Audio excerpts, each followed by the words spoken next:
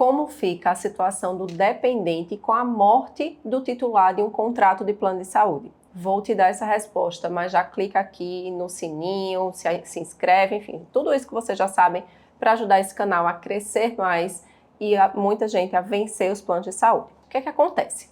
Muita gente acha que quando o titular do contrato morre, o contrato automaticamente vai ser extinto. Mas não é isso que acontece, o que deveria acontecer. Embora os planos de saúde tentem fazer as pessoas acreditarem nisso. Quando o titular falece, o dependente tem o direito de continuar naquele contrato, seja esse contrato individual ou seja esse contrato coletivo.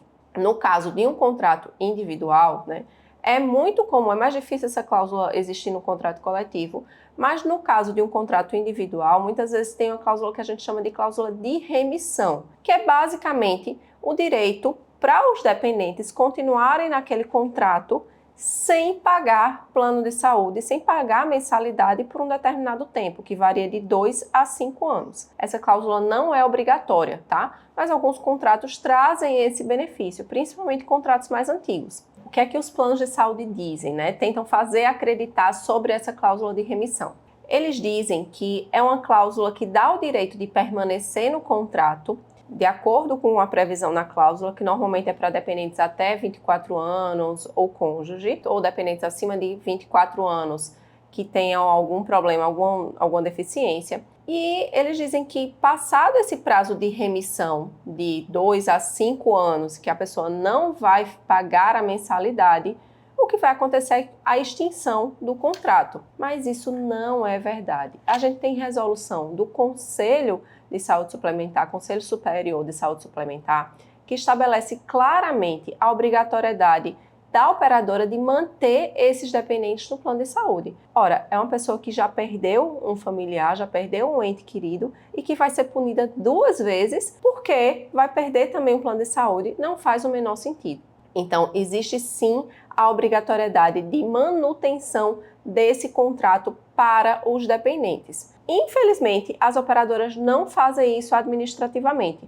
O que elas fazem é, como eu falei, dizer que o dependente vai ser mantido ali só pelo período de remissão, ainda que sem pagar nenhuma mensalidade, mas depois vai ser excluído do contrato. Mas isso é ilegal, tá, gente? E vale dizer que isso também, esse direito de permanecer no contrato, vale também para os dependentes de planos coletivos.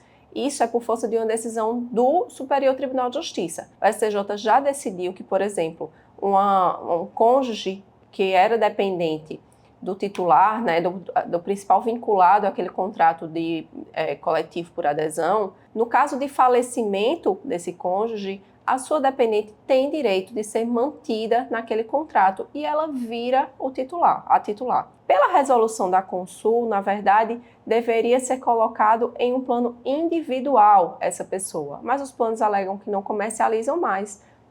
E o STJ também não obriga a fazer essa transferência de coletivo para individual quando não há a comercialização do plano, da modalidade individual pela operadora. Mas, em resumo, se no contrato tiver ou não a cláusula de remissão, independente da existência dessa cláusula, você, como dependente, tem sim direito de ser mantido no contrato depois do falecimento do titular. E se o plano negar, você precisa procurar um advogado especialista para ajuizar a ação e ser mantido nesse contrato. Senão, afinal de contas, você vai ter que contratar um novo plano de saúde e, muito provavelmente, ainda cumprir os prazos de carência e contratar um plano em condições muito piores do que o que você tem hoje. Gostou? Então me segue aqui para mais conteúdo sobre planos de saúde e já encaminha para algum amigo para ajudar mais pessoas a vencerem os planos de saúde. Me segue também lá no Instagram, que lá eu compartilho conteúdo todos os dias sobre direito à saúde.